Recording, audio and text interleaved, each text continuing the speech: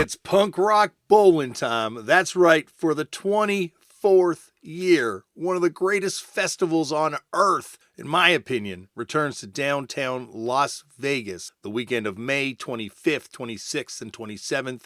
I have had some of my greatest times playing this thing and just hanging out at this thing. You want to know how much this festival speaks to Turned Out a Punk's mindset? The headliners are Devo, Descendants, and Madness. Every day of this festival, the lineup is stacked with amazing bands of all types and stripes of punk and hardcore from all different eras, from ska to post-hardcore. We're talking like Bratmobile to Rock from the Crypt to Stiff Little Fingers to the Cosmic Psychos to Scowl to Chad. And then there's also all these late night after shows which are happening. And you wouldn't believe the lineup of these things, from the Zeros to Agnostic Front and everything in between. This festival is out of control for fans of punk. So I hope I will see you there, because this isn't like some sort of festival that you just go to and the bands are secluded in some sort of backstage area. Bands and fans and just punks alike are all just taking over downtown Las Vegas. So you turn around and all of a sudden you're gambling beside John Doe from X. I don't know if John Doe gambles, but if you turn around on the buffet line, you'll probably see me. And you better believe we're going to be talking about punk music. And because this festival loves this podcast as much as this podcast loves this festival, Punk Rock Bowling is bringing you a series of special episodes. So each and every week, I will have an episode going up featuring someone that's playing this festival. And hot damn, are there some good ones coming. Head over to punkrockbowling.com and hopefully I see you in downtown Las Vegas, May 25th, 26th, and 27th.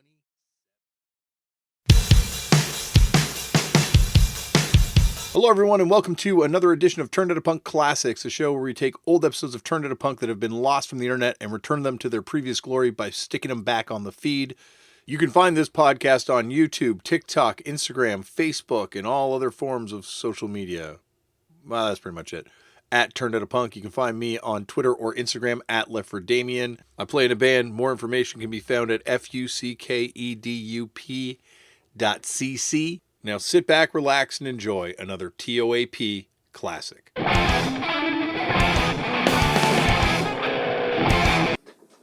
He's like, dude, I saw you on the cover of Exclaim. I've been listening to your music. Can I buy your records? Like, yes, you can. That's a good dentist. He's actually fucking super cool. Him and the other dentist there, like this guy Kenneth Montague. Okay. You'll see his name around, like the Basquiat exhibit. It was something that like he helped to bring. To Oh, Toronto. really?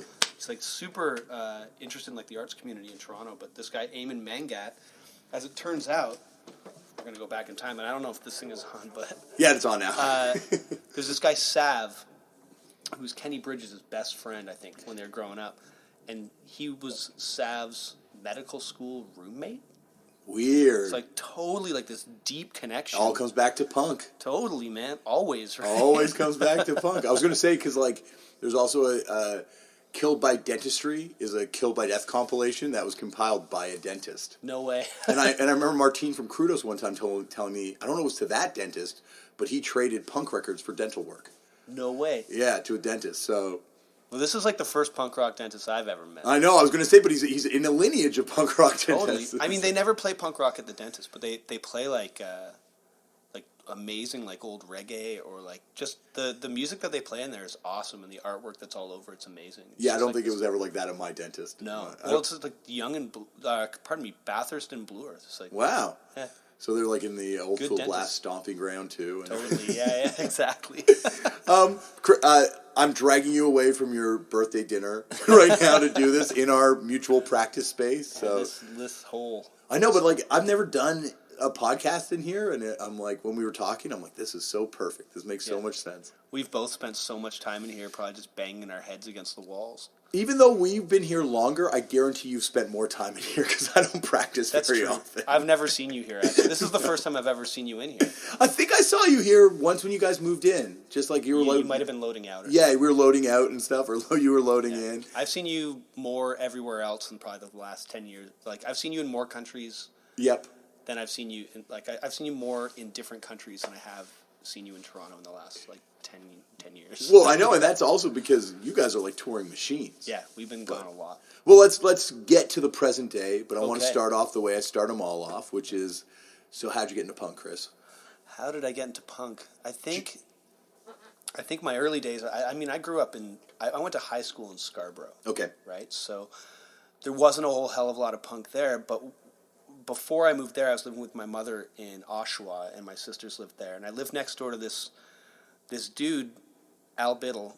Oh, I'm pretty sure you yep. know Al. And legend. yeah, totally. I would say Toronto legend. Also, like, an incredible skateboarder. Yep. And I was I mean, I didn't even realize until I was like 20 years old that he's only 2 years older than me, but he seemed so much older. And he was such a ripping skateboarder. So we would skateboard in his driveway. And I remember, like, you know, he was the first guy who ever played me Slayer.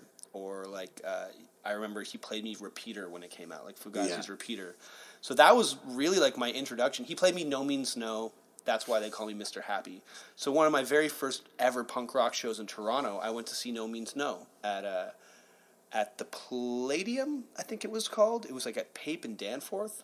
Oh, it was like, you remember yeah, that place? I never saw a show there, but I definitely remember like seeing flyers where I think it was called the Palladium. It was called the Palladium. Yeah. I remember, like, I saw Eric Strip play there as well with the Doughboys and Wow. like way back. Yeah, so yeah. I'm thinking this is probably like around 1992, but I would say that, like, you know, between my sister, who kind of listened to like a lot of like skate punk, Yeah. and pop punk from like SoCal pop punk, and Al Biddle, who was like a metalhead slash like full on punk rock. Was he playing in bands at that point now? Like that's probably before he's in Two Line Yeah, Filler. you know what he was? He was in a thrash band called Boneless. Boneless. Yeah. Wow, total thrash band. I sort of feel like Phil Zeller played in that band Phil too. Wow, that's awesome. Yeah, but that's my That's a those schwab. are my roots, right? Like Yeah.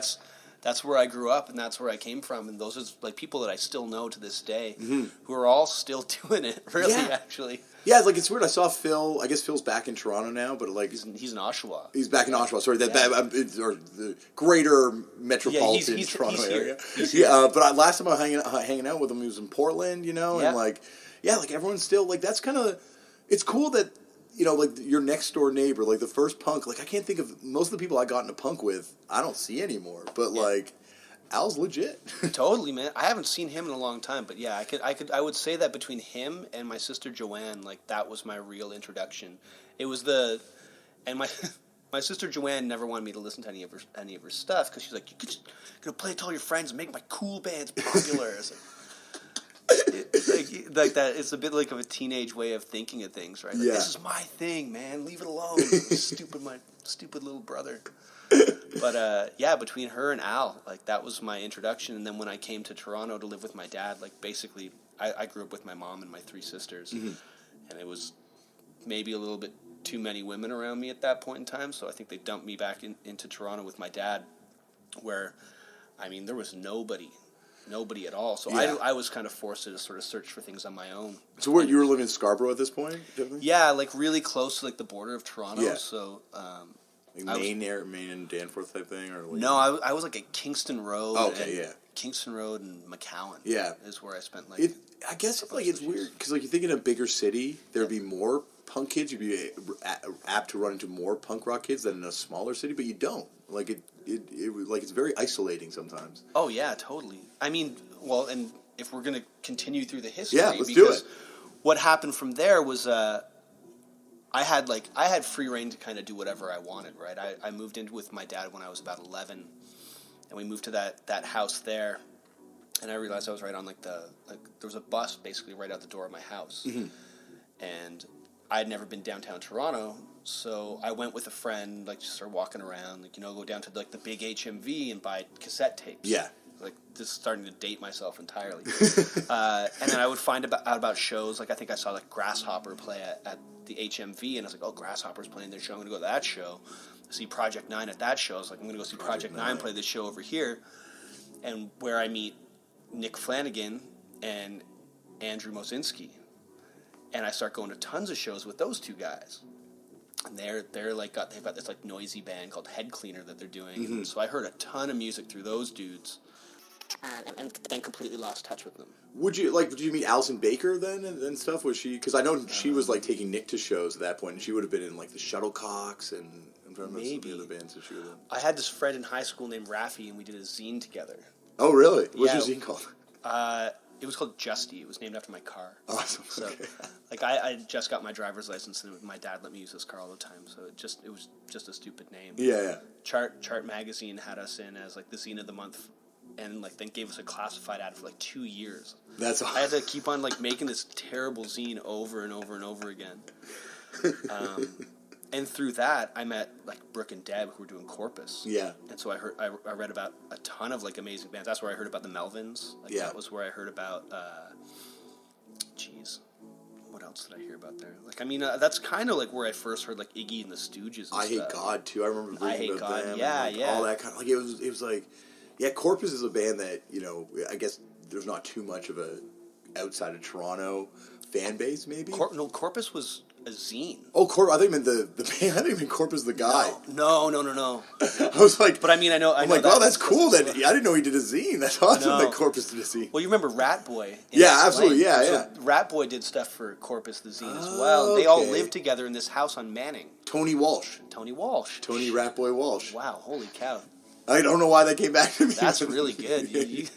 Your brain's really working. So sometimes it does. It's the cannabis. The cannabis helps. It's like that's not true for most people. no, I know, but for me, it's the webs of THC linking all these things. But yeah, totally. And it's Toronto had a huge zine community. Yeah. Like I did a zine that never came out, but like I was just inspired because like Stacey Case had his zine and was like, and their zine. The chart was reviewing zines back then. Well, that's like, what I'm saying. Yeah. We were zine of the month. Yeah, one yeah. month. Well, yeah, that's amazing. Like, and I met tons of people through that zine community thing that was happening, and that was like really like that was where I found sort of like a community in the city. Yeah. Where I would be talking to people and find out about all these new bands, and meanwhile, like I'm going to high school in Scarborough, where, I mean, I don't think anybody listened to rock music. The only people that listened to rock music were like me, my buddy Matt, who still plays music now, this guy Jordan, and then like a small group of people. Mm-hmm, We were like the only, like the school outcasts. Long hair. The rockers. I'd wear like we had to wear uniforms to school, so I'd like wear my shirt open so they could see like the band T-shirt. So hopefully, like maybe if someone listened to music like me, I would make a new friend. But instead, I would normally try and skip out of school and smoke pot in my back deck and sleep on the couch and listen to records. So at this point, were you like, was it like Grasshopper and Project 9? Like that, I guess. I went to lots of those shows. That was the scene in Toronto, right? I mean, there was Hockey tons Teeth? of bands. Yeah, I went to see Hockey Teeth a bunch of times. Yeah. What was it? Politikill Incorrect? Politikill Incorrect, yeah. But I mean, and then through that, I found out about shows at Who's Emma. Yeah. Which is where I first met Mike. Yeah. And so I used to go to, like, whatever shows happened at Who's Emma, I would always go to that. And I would go to, like, we were talking about Crudos earlier. I saw them play at Who's Emma? At the 360, At 360. actually. But then they also played Who's Emma, too, They right? did, The yeah. surprise show. Or, like, the surprise show, the smaller play. I don't think I was so in the know that I knew about the surprise show. But I did go to the 360, like, it was them and Kill the Man Who Questions. Yeah. And that was, like, I would be getting, like, I'd be ordering albums out of the back of, like, a Maximum Rock and Roll magazine or like, the Ebullition catalog. And so from there, like, it kind of grew out of that and into things like Ink and Dagger. I love Ink and Dagger. Yeah, totally. And you know what? That first record still stands I think like, I've always thought, if you had Minor Threat and you gave them a bunch of drugs, they'd probably sound like Ink and Dagger. Probably, yeah. Because it's, like, a little groovier. It's like, but it reminds me of Minor Threat, weirdly. Like, the vocals and... Saw Don DeVore's new band, Sick Feeling. Yeah, I hear they're Obliterations. awesome. Yeah, they were great. great. I love the record, but yeah, it's really good. That was like, my wife and I were out for a Valentine's Day dinner that night of that show, and That's right, it was Valentine's Day. my pipes burst in my house, so I had to go home. Or, sorry, my babysitter's house, so I had to go home. It was a wicked show, man. I know. Obliterations and Sick Feeling. Amazing. Like, Obliterations were awesome as well. Yeah, I love that band, too. Like, I've seen them live one time, but they're You record. have to know Sam. I know Sam, absolutely. Yeah, Sam's incredible. He's the best. Like, Sam's someone that I would love to have on the show eventually, too. Oh, he'd probably love to do it. That guy's got the best stories I've ever heard in my life. And killer taste. Oh, Like, it's like someone who, like, it's like funny when you meet people that are, like, into, like, the cool, the awesome, quote-unquote, hardcore bands that you have to be into, but then they're also into the cool, quote-unquote, emo bands that... He's all over the place, all over. man. And He loves everything he loves is, like, just awesome. Like, all the, like... We hit it off, like, almost, like, it was, like, pretty much immediately. Like, we had a mutual friend, Brian Duran, Baby Leg. Yeah. Yeah, but I don't really know Brian, but I met Brian. Okay, so we both know Brian, and then Sam was messaging me back and forth on Twitter or something like that, and he's like, we're playing in Toronto, and we're going to hang out. We had a crazy-ass night. And then we saw him in Austin again just recently, where I got, like, Hayden has only ever tattooed one person before, and he gave me a tattoo that night. We had a whole bunch to drink, and hung out with Sam and Jay Howell and Travis Millard at this, like, good crew, sexy boudoir like that Jay had rented. It was the highlight of my South by Southwest, that's for sure. And Jay, speaking about zines, Jay Howell, like now obviously and zinester. Travis just sent me his new one. Oh yeah, but you know who Jay was living with when he was doing his zine? He was Kevin Second's tenant. He lived in like Kevin Second's house. Oh, that's amazing. I know. I'm like, that's so awesome. I can't wait to see those guys again. Yeah, like talk to them about all this stuff. Weird. Like it all comes back to like everyone's got these weird punk stories, Like it's all, and that's the thing about when you go to South by Southwest, you run into all these people, and you're like, you're here too. You're here. Yeah. It's like that festival kind of sucks. It just destroys you. It destroys physically you and mentally, but everyone you see all these great people. Yeah, all your friends are there, so you don't mind as much. I'd like to go one day as like not a band guy, and not a music business guy, none of that kind of stuff. Just to see bands. Just straight up go down there. I don't even care if I see bands. Just if I know that everybody I know is down there. Just reunion. I just want to go and see all my buddies and just have a good time with them. Yeah, family reunion. A little family reunion. Maybe sneak in a couple bands. Yeah, and also you get free barbecue and free energy drinks that way and stuff. So I guess like. So I guess we're talking about. Were you playing music by this point? I had picked up guitar, and I had started playing music, and kind of started throwing together a band with. It was really weird. I don't even know how it happened. We were my best friend at the time, Matt. He played bass in this band for like one show that kind of sounded like the Deftones or something, and I was like, all right. You and I are going to play music together. You're going to play bass, and I'm going to play guitar. And I went over to his house with an acoustic guitar. His family had this ping pong room. They're a very religious family. And they didn't like me because I had long hair, and I was like a bad influence on their kid. And we wrote a bunch of songs and recorded it onto like a little cassette player. Yeah. And then I saved up all my money and bought myself a 4-track, and I got like really into like Sebadoh and Eric's Trip and a lot of home recording kind of stuff. Mm-hmm. And so we were like making like these like little indie rock songs, and then we're walking up his street, and we hear some kid like slamming on the drums, and we knock on the door. Like it's like sounds like such a classic tale, right? If this band got huge, it would be a really good story. But it was this kid, Mike Duffield, who plays in a whole bunch of bands here in Toronto. Now he's an incredible drummer, but he was like 12 years old. Oh, really? Knocked on his door. It's like, hey, man. And I think we were 14. Yeah. 14 or but 15. That's a big difference when you're 14. Yeah, man. It was huge. And we're like, oh, man, Mike's so young. He's being so annoying. But we had like tried to like find dudes to play drums. Like found some really strange people. But Mike was great.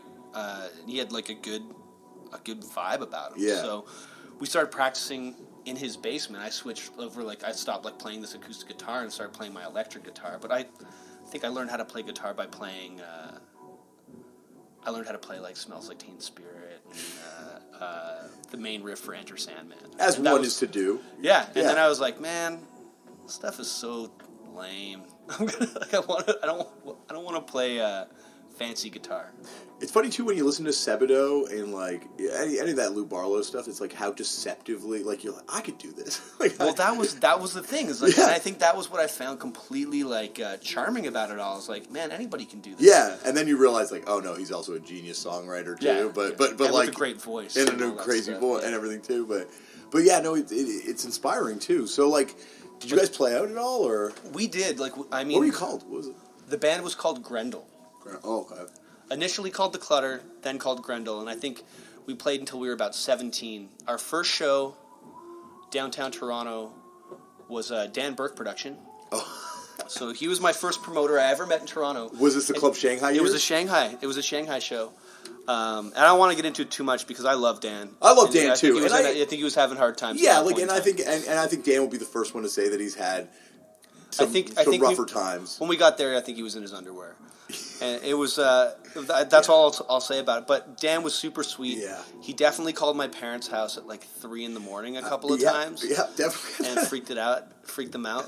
It's so hard to explain to your parents, like, no, he's a promoter. He's like, he does concerts. Like, he was like, Chris, we really need you guys to play.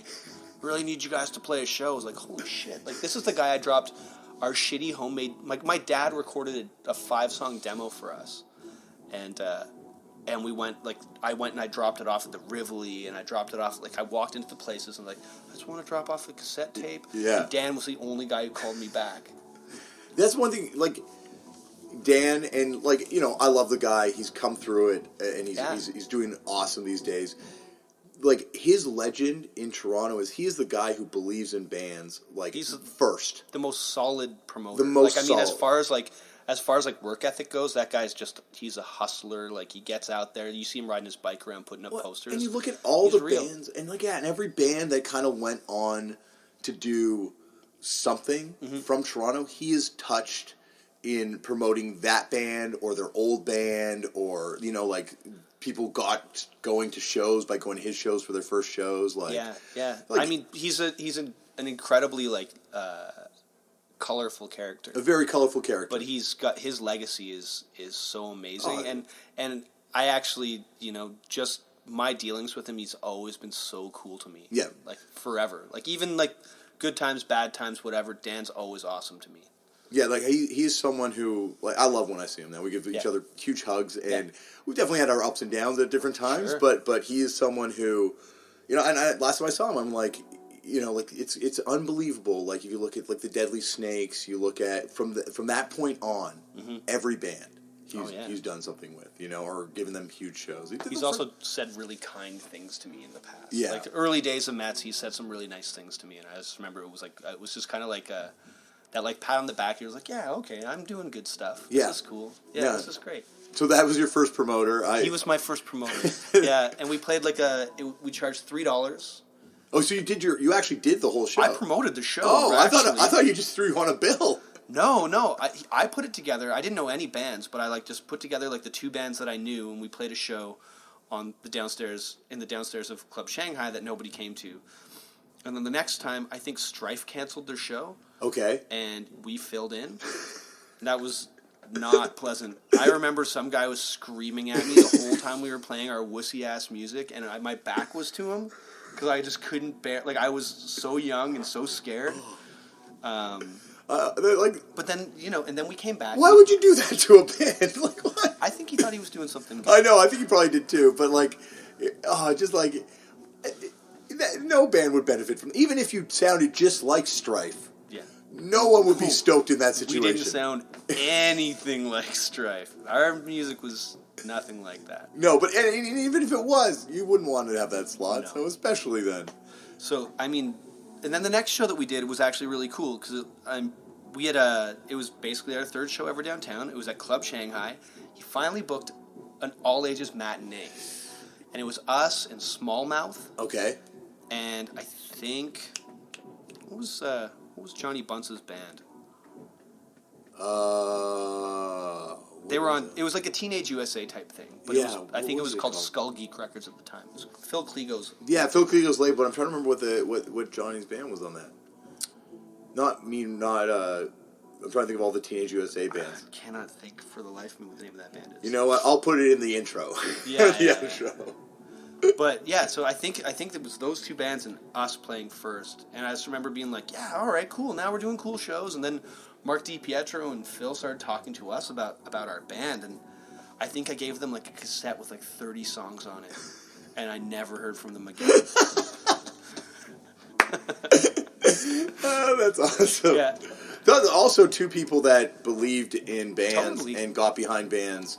The early days way of, like, before anyone else Canadian would. music scene. Yeah, like I mean, Phil did Bacola, which is still, like, I mean, I think those Bacola records still stand up. Comes back to Tony Ratboy Walsh with Bacola too. That's right. He did the art for it. Zach fixes my guitars. And Zach, and who I used to work with. Yeah. So, and I know Jamie I see all the time too. Yeah, that's right. Cattle. He's doing Cattle, and then Gideon's got like Toronto Homicide Squad. I think okay, yeah. So, like, everyone in that band too, but, like, yeah, like, and Peaches? Wasn't Peaches on Teenage USA really early Yeah. on or something? Oh man, I don't want to tell that story. Tell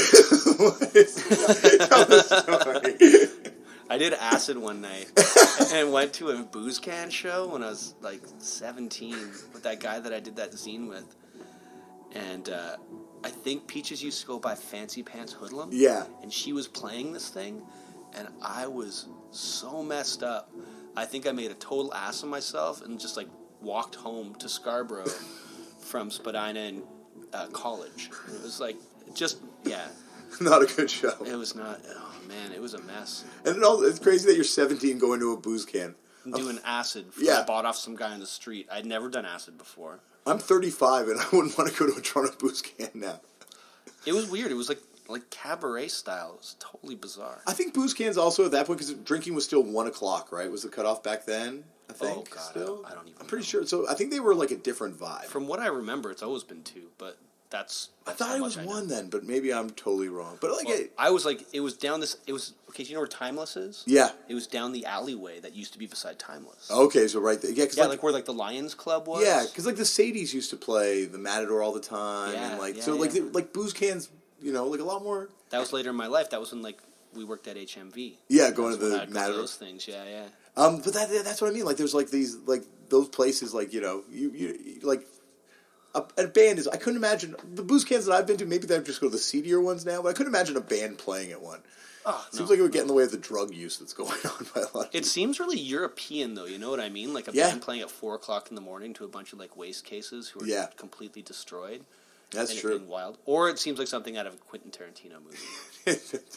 Everybody turns into vampires halfway through it. Teenage USA. I cut you off talking about that, but yeah, like so you did the 30-song demo. Did you guys release anything or? No, like nothing ever came out. We made a whole bunch of stuff, but nothing ever came out. Yeah. And yeah, so that band broke up because my friend Matt moved to Winnipeg to go to school. Okay. He went and did that, and so him and I would still like trade records back and forth, but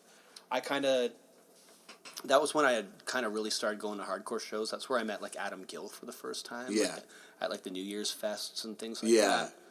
that. And I mean, I might be getting my timing way off. Like I'm probably missing a couple of years. No, here, it would have but, been like that would have. I don't know. Like I'm just trying to think of like I'm trying to think Club Shanghai, but those New Year's fests that I would like when I remember because we talked about Adam on the last podcast because when he Right. first showed up, he had a stack of Time Fly 7-inches like that were really hard to get, and so he was trading these Time Fly 7-inches. That's how everyone met him. He's like, hey, this dude's got the Time Fly 7-inches. It was always him and Jordan. Yeah, that's exactly him They and were Jordan. like those guys were inseparable. Like, Yeah. they would always be at all the shows. Yeah.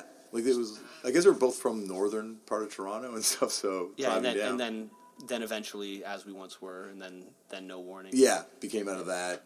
So, were you working at HMV at this point, or? I mean, I think my first job I got was at Tower Records, Yeah. which was like the shittiest record store. Was it the shittiest? Because I love that store. Maybe to shop in. Yeah, that's what I mean to shop in. It was shitty to work in. Okay.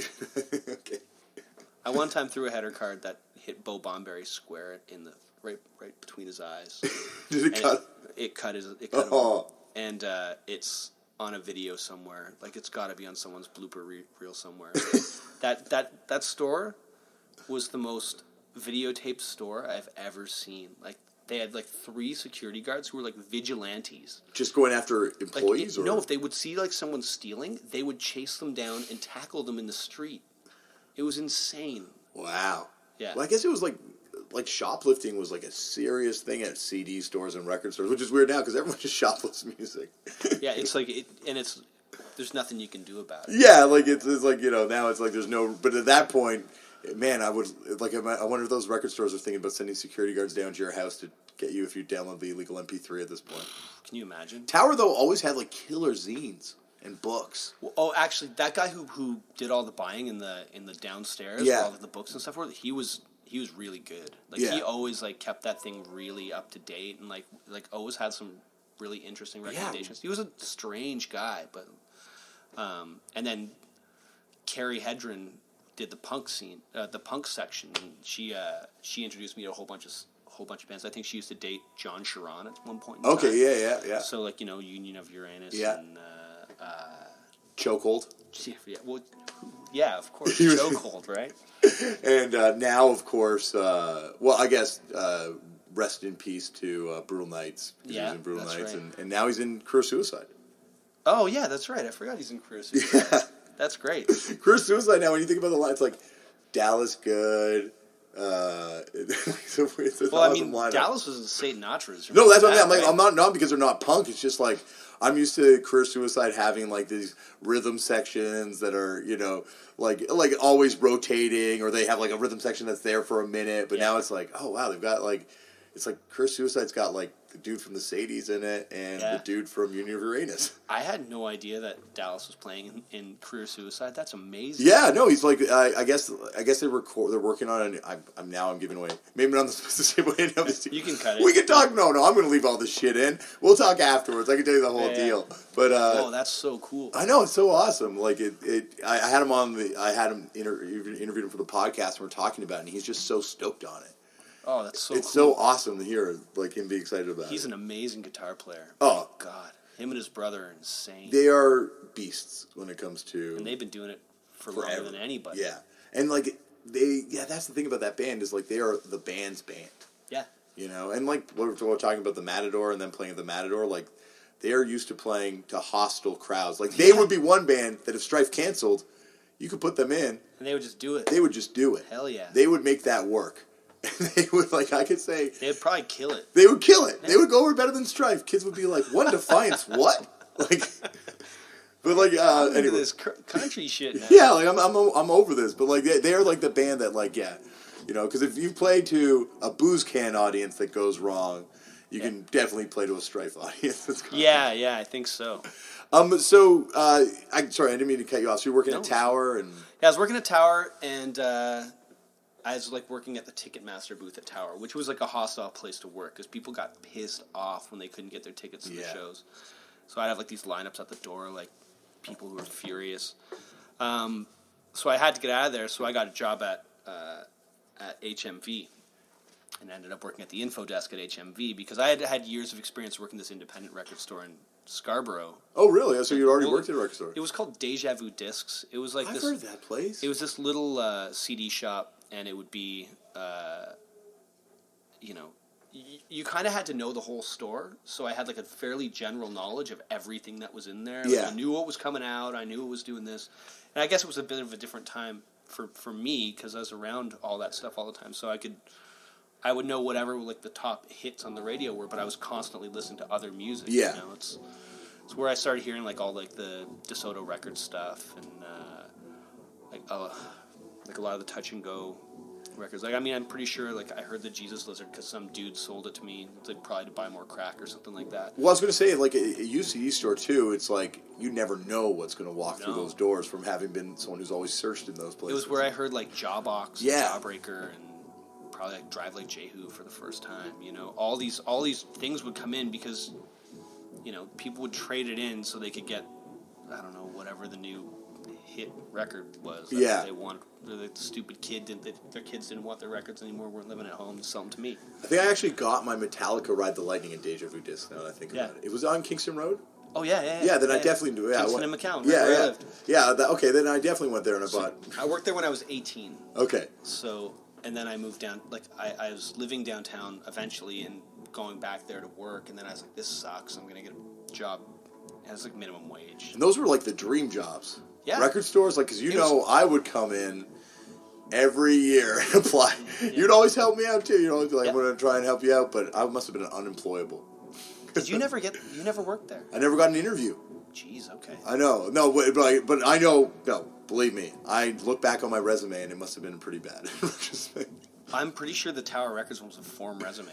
I never applied to Tower. Tower, I think, was already gone, by the time I was applying. Yeah, I worked there, and then I upgraded to HMV. Yeah. I came on as seasonal help for Christmas, and they were going to put me in rock and roll, but they give you, like, this little music test. Yeah. Like, they used to give you this music test, and I think I totally aced the thing, because I had all this Deja Vu disc experience.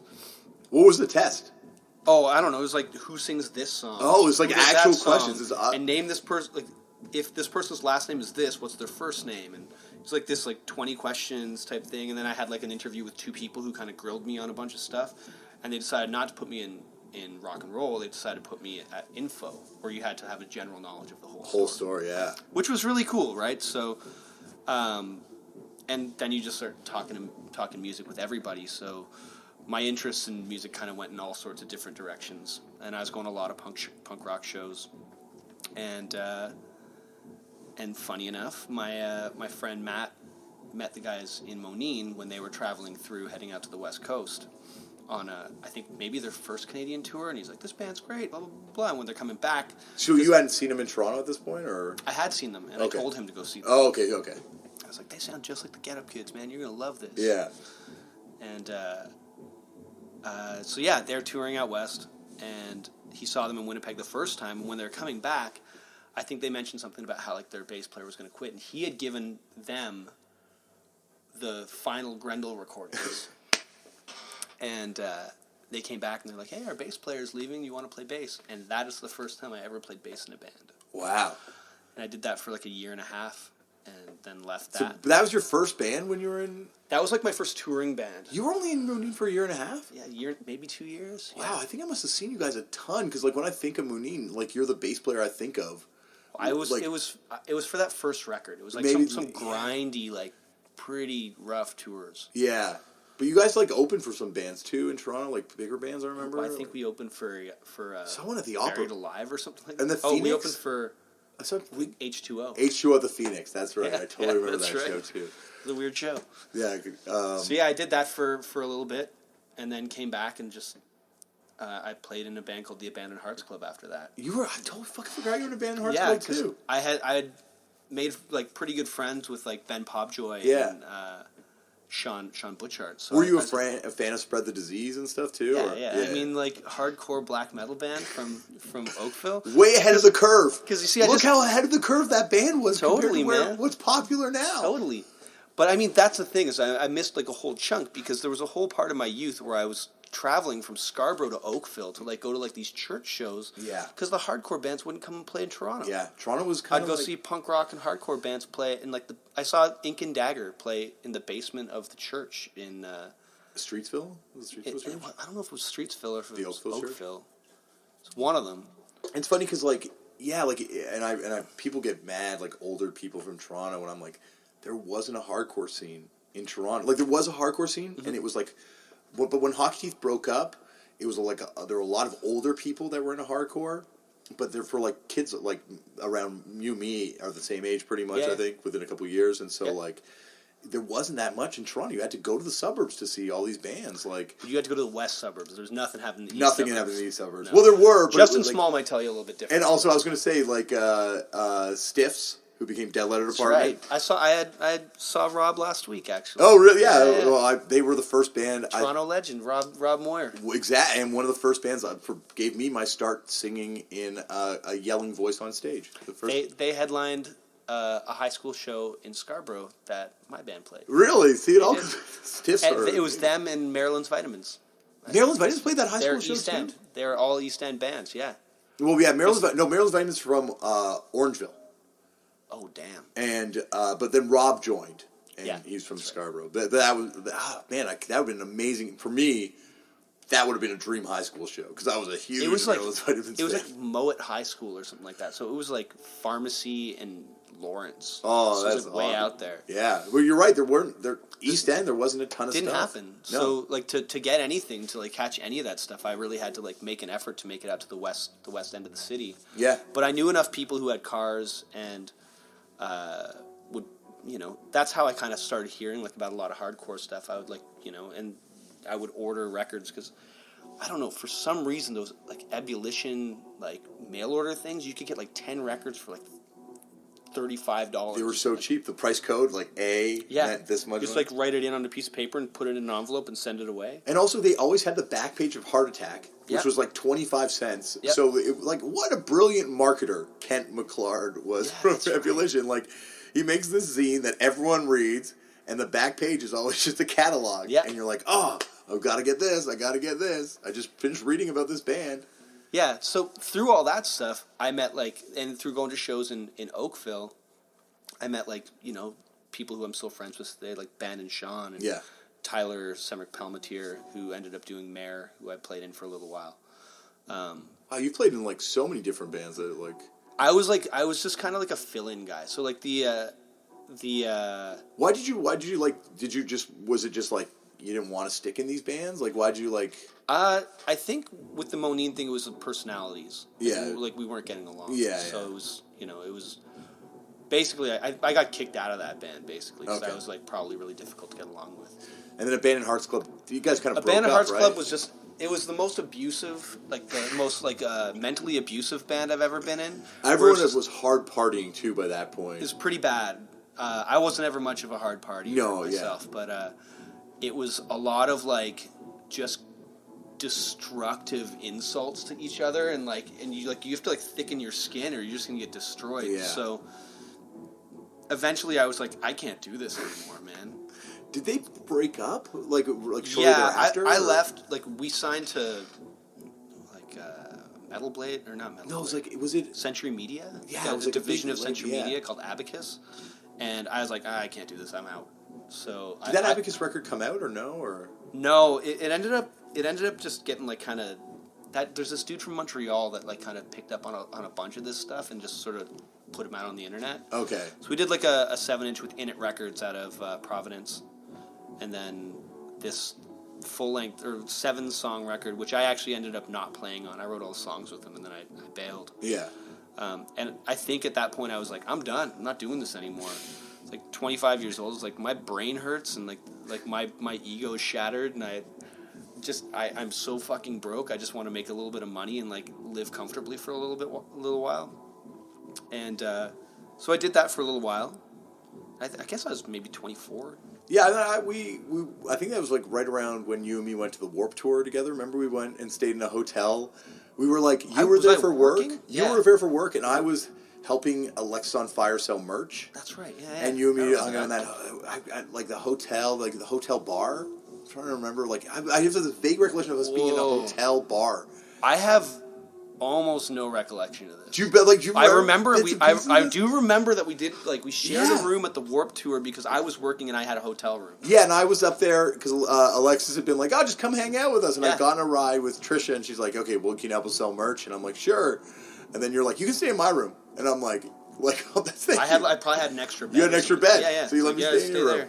I wasn't doing anything. I had to like go to work at the crack of dawn. Yeah, we both had to get up and go to the Warp Tour, which is a nightmare, man. and the Toronto Warp Tour is like the biggest one, I guess, right? Or was? It was pretty big. I remember just going out to those fields, and it was amazing watching them set that thing up. It's like just this like traveling road show Dust just bowl. pops up. Yeah, totally. Total Dust Bowl.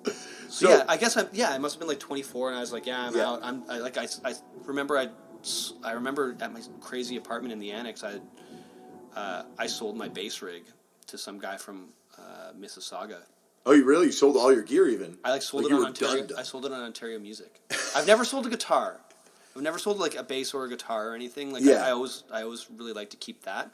So I wasn't done playing. I was just kind of done like doing like this grindy like playing music I didn't really want to play, I guess. Was that to force you almost to not do another band, you think? Like, you're like, I'll get rid of my rig. I'm not going to take any more gigs. I was just fucking miserable doing it. Like, truthfully, like, I found, like, the towards the end of that band, I felt like I complained about it more than I enjoyed it, and I was probably, like, really hard to be around because I was so miserable.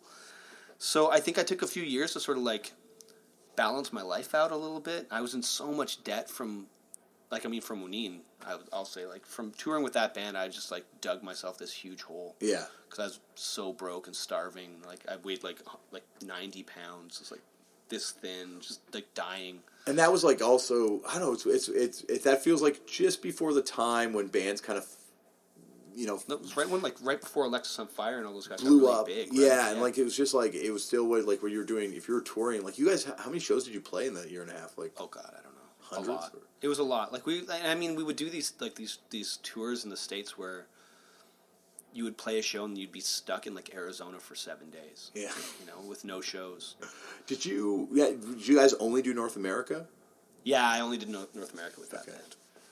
And then, so later on in my life, like, I made friends in the city and lived like a fairly normal life, and I always played music and like You goofed were around. in the music biz, like you were like I ended up getting jobs like working at like as a promoter. yeah, like and I don't mean that as a shitty like you were in the music biz like but I mean like Yeah. you were always like I'd go visit you at work, you know, and Yeah. like we'd hang out and like Yeah. it was always like Chris is like you know it was never like you checked out of music. No, I like what I did was like I went and I started working at House of Blues, and then I just started putting on shows on my own with Yeah. Eric Warner just because I was like, this sucks. This job is such a bummer. Like, I'm working with these bands I don't like. Maybe I'll try and do some stuff that I'll actually enjoy.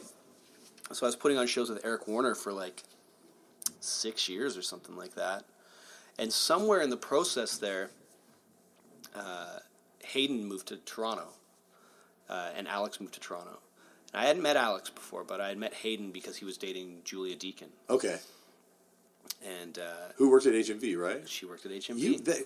Also, you think about people that worked at HMV. It's like, what's his name from Sinclair? Ian from Sinclair. Yeah. Sandy from Fucked Up. Sandy, yeah. Oh God, I'm trying to remember some of the other people. That guy that who ordered all the metal CDs and then took all the metal CDs and opened another store. Yeah, that was amazing. That's man. Did you work with that guy? I did. I remember that guy vividly. I remember going into a store. Metal Tim. Metal Tim, who did Brave Words, Bloody Knuckles. Brave Words, Bloody Knuckles. That's it. Yeah, but like the guy, I remember going to a store just north of the Danforth one time, and going through and just finding all these crazy CDs, and they were so cheap. I'm like, and this is like when you couldn't get CDs cheap, and there was like a newspaper article about how the guy was from HMV, and all these CDs had gone missing, man. and all this sort of stuff. Did he ever get like arrested for that or anything? I think he got sued. Oh, The store got shut down. It does make sense. In the end. But that place was like, I mean, that guy I Davies worked there, and I think he ended up becoming a writer or something. Yeah. Daryl Weeks, who's now like a big publicist guy, he Yeah. worked there when I was there. So lots of people like who ended up, working in music or playing in bands or just doing like, all sorts of stuff. It was it was a pretty interesting place to work. Yeah. And it was also at a point where, like, it was the place to work. You know, like if you knew you weren't going to get hired at Rotate. Mm-hmm. You knew there was like Full Blast only had 3 people working there, so there was no job at Full Blast. So it's like HMV on Yonge Street. That's like the coolest job you could get some good stuff there. Yeah, you get amazing stuff there. I worked special orders, so I special ordered all sorts of great stuff. Mike bought the HoFX 12-inch there, the NoFX HoFX 12-inch. Really? Back in the day. Yeah. Wow, holy cow. So yeah, you could get some. I got my Sonic Youth membership to the Sonic Death fan club from HMV on Young and Dundas. So wow, we're plugging the store. We're giving. I want to. It's gone. It's like it does, like don't even bother. There's still a little sliver of it, right? Yeah, but it's not the not same. worth going in there. It's not the same. I mean, if you're gonna go and shop at HMV, the store, you may as well just buy all your records on Amazon. Yeah, it's not the same vibe as it once. You're not going to run into members of Sinclair now. No, and I don't think they sell. Do they still have Brave Words, Bloody Knuckles? Don't know, but I mean, Martin Popoff is writing books. He was like one of the main contributors. Yeah. I met tons of like really interesting people working there. So you met Hayden. I guess you knew Hayden through Julia. Yeah, so I had been working at House of Blues doing like I was like one of the big promoters' assistants, and I was helping do production here and there and trying to like get out and learn some sort of skill to do something else. And Hayden moved to Toronto, and Alex moved to Toronto, and the version of Metz that they had already had fell apart because Chuck stayed back in Ottawa to keep his job with the government, I think. And did they release? What did they have released by that point? Did they? There was a CD of like 4 songs, I think, that I don't think you can even find anywhere anymore. Yeah. So they moved here, and they didn't know what they're going to do with their band. And Hayden. So it's a funny story. Hayden invited me over to his house. In an email, I get this email. I'm sitting in my apartment. She goes up, "Hey, I'm having a barbecue tonight. You should come over." I was like, "Okay, I'll go over." Like, there's a bunch of people. There's barbecue, so I go over by myself. Show up with like a 6-pack, and I'm like, "Hey, man, how's it going?" He's like, "Yeah, come on in." And Hayden's really quiet, and you kind of got to break the ice with him a little bit at first. And I didn't know how it was going to go. But I walk in and I was like, "Hey, where is everybody?" He's like, "Oh, no, I'm just barbecuing some food. I invited you over to, like, barbecue some food with me." He's like, "All right." I was thinking in my mind, I was like, he's going to kill me. Not really. No. Were you a Three Penny Opera fan too? Like, did you know him from playing in the I band? saw them play. Yeah. And, he had messaged me a whole bunch of times, like, trying to get me to book the Grey in Toronto, but Yeah, I just never had anything for them. Yeah. You don't want to drag a band to Toronto to play for $40 to nobody. So, we were just, like, sitting in his backyard, eating some really disgusting veggie burger, and drinking beers, and just, like, as we have, like, a few more drinks, we're, like, warming up and, like, really, like, having a really great conversation. We walked down to the liquor store to get, like, more drinks, so we drank everything we had. And as we're walking back, I was like, so what are you guys doing with the band? It's like, I don't know, like, we're looking for a bass player. I was like, I play bass, but I don't have any gear. Like, I have a guitar, but I don't have any gear. He's like, I have gear. He's like, you should come and play. No big deal if it works out, whatever. And so later on that week, I grabbed my guitar, hopped in the van with him and Alex, grabbed like a 6-pack and went out to Islington Rehearsal Factory, where we practiced for like 6 months. I was like, man, this is so much fun. It's so easy to be in a band when you're an adult. Yeah. When everybody's not all like wound up and sensitive. So I think I needed those few years to like kind of level out my life and understand like how to be around people for long periods of time without losing my mind. Did you miss touring? Because like it sounds like you're like I didn't like touring. Yeah, I was gonna say I like, really didn't like it. You do so much of it now. I love it now.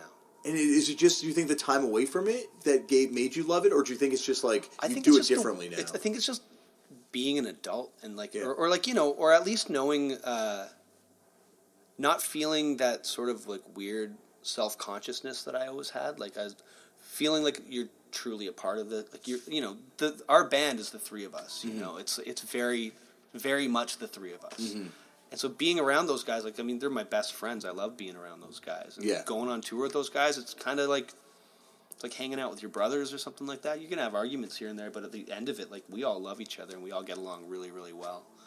So touring with Metz is a total pleasure. We get a chance to, like, go and see all sorts of, like, amazing stuff. And like, do you guys do that on tour? Do you guys actually go out as a group and sightsee, or do you guys split off at all? Or? I think... it depends on where we are. Sometimes we do that. I think everybody takes their time alone. Yeah. I think if you don't take some time and like take a walk around the block by yourself and sort out your thoughts, you'll go crazy. Oh yeah. So, Pat from Women said that. He's like, take a lot of walks. Like, you just take a lot of walks and you'll be okay. I was like, yeah, I know. So yeah, we're like touring this band is really the only time I think I've ever really truly enjoyed it. Okay. Yeah, and I enjoy it more and more as time goes by, So where I guess you guys were playing for 6 months. At what point what was your first show with Metz? We opened for Quest for Fire at the Boat for their first record release.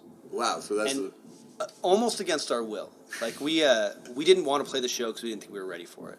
So how long were you guys hoping to practice? I don't know. I didn't think we were ever going to play a show, to be honest. I in my mind, I was like, I don't think I'm ever going to be ready to get up on a stage again. Was it just like lack of confidence from taking time off, or do you think it was like? I guess so. I mean, we had all these songs, and like I thought they were good, but I don't think I didn't ever really see it as like anything I would ever bring out of the practice space at first. And then Hayden was really good with friends with Chad Ross from Quest for Fire, and Chad's like, why don't you guys come play this show? Come play. You can play first, it'll be your first show, it'll be a lot of fun. It's like, okay. So we played like their sold out show. Yeah. Our first show ever with those guys, and so we were really grateful that they let us play that show, but after that we're like, wow, that went really well, let's do another one. So we played another show, and it was like, not as many people there. Actually, I think our second show was with women. Oh, really? Yeah, because Ian Russell from Flemish Eye had asked me to book a show for Women and Mount Royal. And I was like, okay. I mean, I can't guarantee anything. Their record's not out or anything like that, so... Where'd you do that show, the Boat, too? It was at the Boat as well. So we played that show and ended up becoming friends with those guys and women. And then our third show was with this Toronto band called 10 Kens that doesn't exist anymore. You stumped me there. I was going to be like, I don't know. Yeah, it's Dean from Adonis. Oh, I love Adonis. Yeah, it was his old band, and that was where I met Dean. Okay.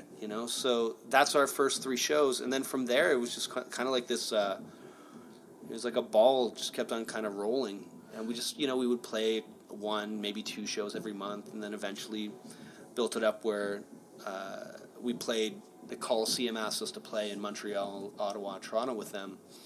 Ended up, getting along with those guys really well.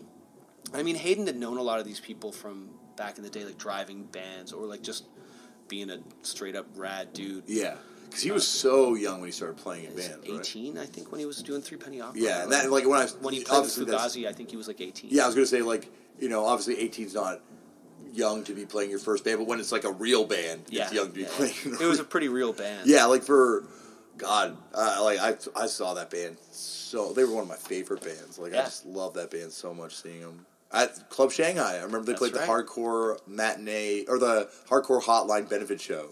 That's right. Club Shanghai. He's talked about that before, I think.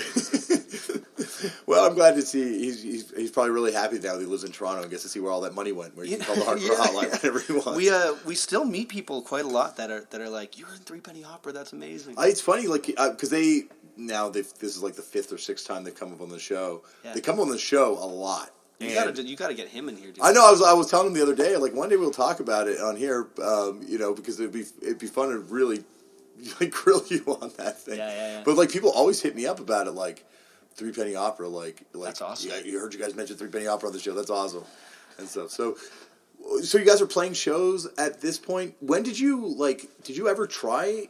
When was your first time to the U.S.? Well, that was the problem. I was going to say Hayden had been denied entry to the U.S. Yeah. And he had been banned for 5 years, or it ended up being like it took him 8 years to get back in. Because I think you have to get like a pardon once you're or like not a pardon, but like an official thing. The other guys, like they waited their 5 years and they could get back in, but Hayden had like some sort of like, and it still haunts us to this day. But like he had special circumstances, and I mean he's like pretty like clean, straight up dude. No. Like there's no real reason for it, but they basically got busted trying to cross the border without a visa.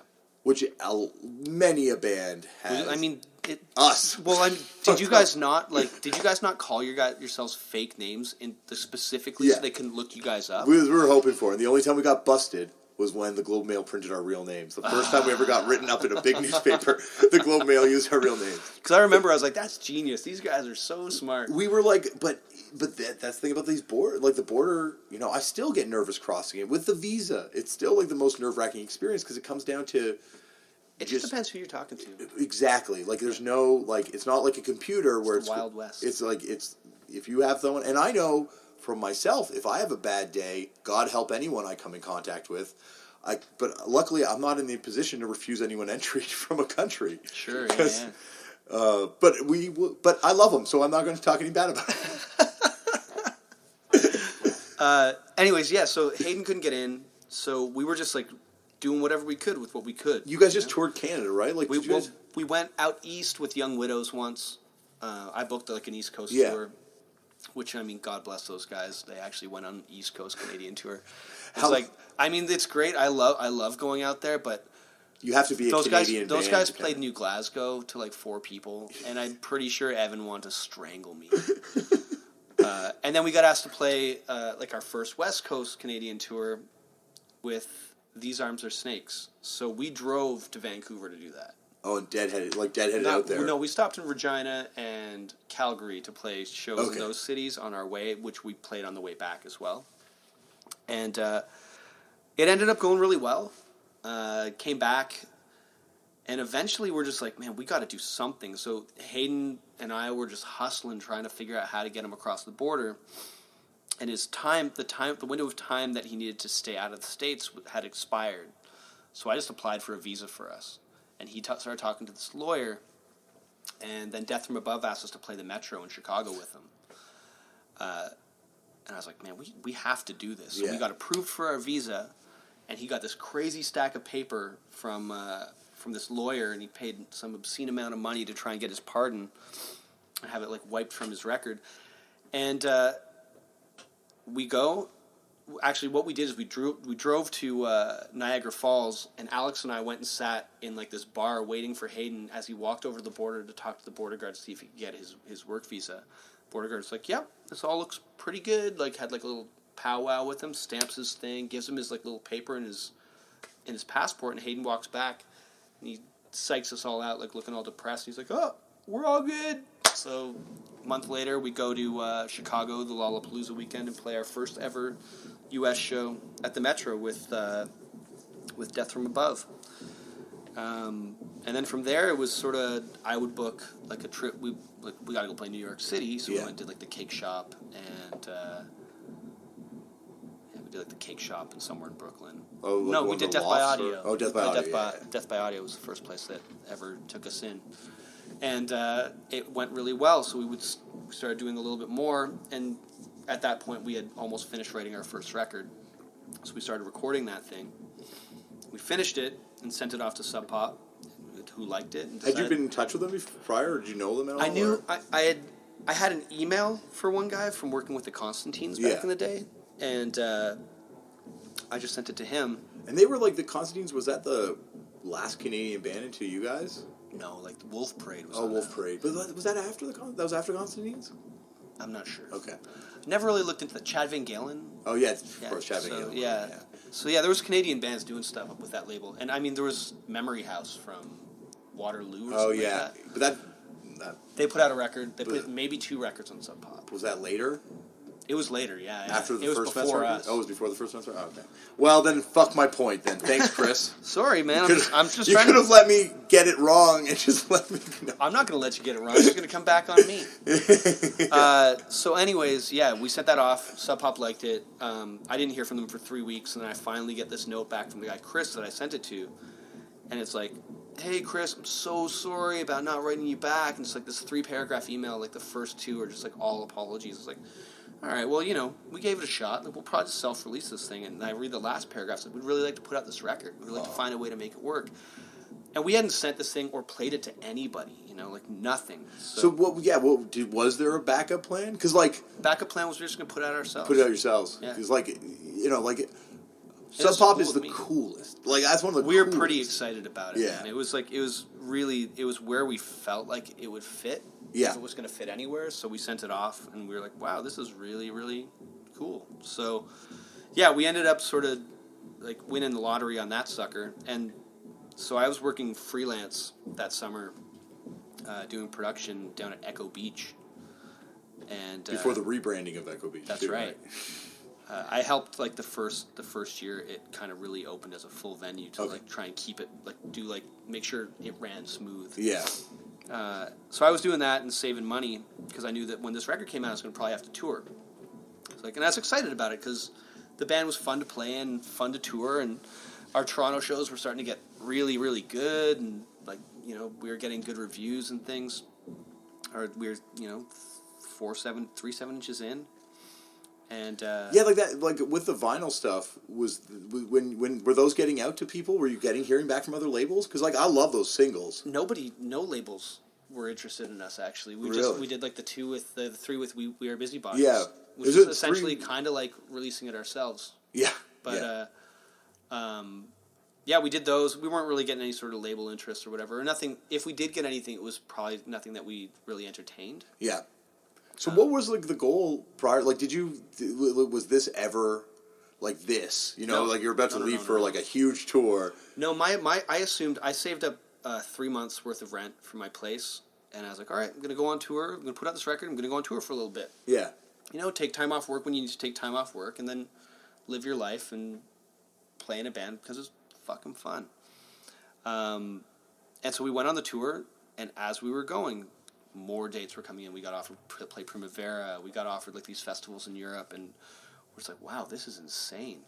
Record drops, and it comes up as best new music on Pitchfork, and we're all just like, what is happening right now? This is totally insane. Because I think when our band first started, we were like, no one's gonna like this. It's this is just us goofing around a practice space, making a bunch of noise. Yeah. Writing these songs that are caked in feedback. Well, especially if you're waiting 6 months before you even play live the first time. Yeah.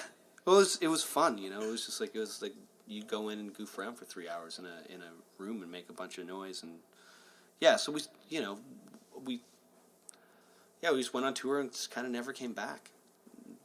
Since then, it's just been this kind of this ongoing thing where now if we want to write music, we have to take a bit of time away and try and write. So this new record ended up being we did this West Coast tour, and we're like, we got to take a couple months off and just make sure that we focus on making this record, because we had like a handful of stuff, but we have a really hard time writing on the road. I don't know how the hell you guys get so many songs. We don't write on the road. I've never. Oh my God. I think the road sucks. I can't believe bands write on the road. Like, we wrote one riff on the road. I think like they might. Yeah, like I shouldn't say we, because maybe Mike and Jonah and the rest of the band are doing stuff, but like I just think it zaps creativity when you're on, because you're just like, it's almost like that's when it becomes the job.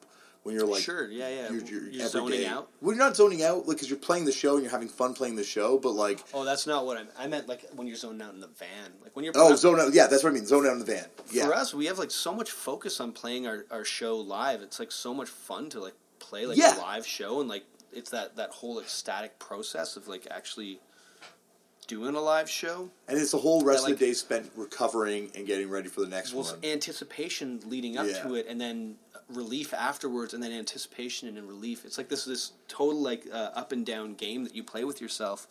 So you try and like take your mind off it by watching a movie or reading a book or something like that. Not writing a song. Yeah, I don't think like, I mean, I think about it almost all the time, but it's not something that I'm normally just like, all right, today I'm going to sit in the van with a guitar and hopefully write some music. Mm-hmm. It's like it's not terribly inspiring being like in a little panel van, with a guitar in your lap. Yeah, no. So anyways, we came home and we locked ourselves in this obviously incredibly inspiring little room and wrote this new record. Alex would come to practice after like sitting in his house, like drinking coffee and writing riffs, and be like, I got this cool riff. It's like, all right, we'll work on that riff. And some stuff made it and some stuff didn't, but the process ended up being like really positive, and we made the record, and it's something that we ended up being really, really happy with. Well, I could go on for another hour and talk about just but my stuff. wife is going to slaughter. I was going to say your wife would kill you. Yeah. So why don't we call it, come back on another time? Absolutely, we'll do another one, man. But that was a deep Chris Slorach history right there. Well, that's what anyone's going to want to hear that. That's what people always say, but I think like, you know what, I wanted to hear it, and so hopefully there's other people that want to hear it, because I think like, like we talked about, like it's amazing how you see this interconnectedness between every band, and there's all these people that just like connected through knowing people, and I just like seeing how people get to where they are. You know who's really just to go back, if you want to punch this in, you know who is really responsible for a lot of like the hardcore that I got to know, and the hardcore I got to see is Ewan Exall. I would say Ewan too for me. Ewan used to borrow my band's PA. Like I owned a PA. He would borrow it to put on shows at Who's Emma. Yeah. So I would get guest listed at shows. Yeah, so you go and see all the shows. It was awesome. Like Ewan, it was. Yeah, like Ewan for me too. When he was working at Rotate, and I'd go into Rotate, and he'd be like, "Oh, check out this," and he'd be like, "Oh, Ignite." He's like, yeah, check them out. They're amazing. I'm like, oh, they're incredible. Like, like, no, like Ewan is something, like, there's so many people. That's also why I love doing this podcast. You live with Biddle. Yeah, live with Biddle. Another connection, but I like how, I should also have you on for the Matt White episode then. Are you doing one with Matt White? I want to do a Matt White episode eventually. I hung out with Matt White for a bit. I played guitar with Two-Line Filler for... You were in Two-Line Filler? I was not in Two-Line Filler. Okay. I played guitar with Matt at his house a bunch of times. Okay. For what was going to be a revival of Two-Line. One of the revivals. It didn't happen. Well, that's for part 2. That's part 2. That's part 2. Thanks, Chris. It would be a very interesting conversation. It's punk rock bowling time. That's right, for the 24th year. One of the greatest festivals on earth, in my opinion, returns to downtown Las Vegas the weekend of May 25th, 26th, and 27th. I have had some of my greatest times playing this thing and just hanging out at this thing. You want to know how much this festival speaks to Turn Out a Punk's mindset? The headliners are Devo, Descendants, and Madness. Every day of this festival, the lineup is stacked with amazing bands of all types and stripes of punk and hardcore from all different eras, from ska to post-hardcore. We're talking like Bratmobile to Rock from the Crypt to Stiff Little Fingers to the Cosmic Psychos to Scowl to Chad. And then there's also all these late night after shows which are happening. And you wouldn't believe the lineup of these things, from the Zeros to Agnostic Front and everything in between. This festival is out of control for fans of punk. So I hope I will see you there, because this isn't like some sort of festival that you just go to and the bands are secluded in some sort of backstage area. Bands and fans and just punks alike are all just taking over downtown Las Vegas. So you turn around and all of a sudden you're gambling beside John Doe from X. I don't know if John Doe gambles, but if you turn around on the buffet line, you'll probably see me. And you better believe we're going to be talking about punk music. And because this festival loves this podcast as much as this podcast loves this festival, Punk Rock Bowling is bringing you a series of special episodes. So each and every week, I will have an episode going up featuring someone that's playing this festival. And hot damn, are there some good ones coming. Head over to punkrockbowling.com and hopefully I see you in downtown Las Vegas, May 25th, 26th, and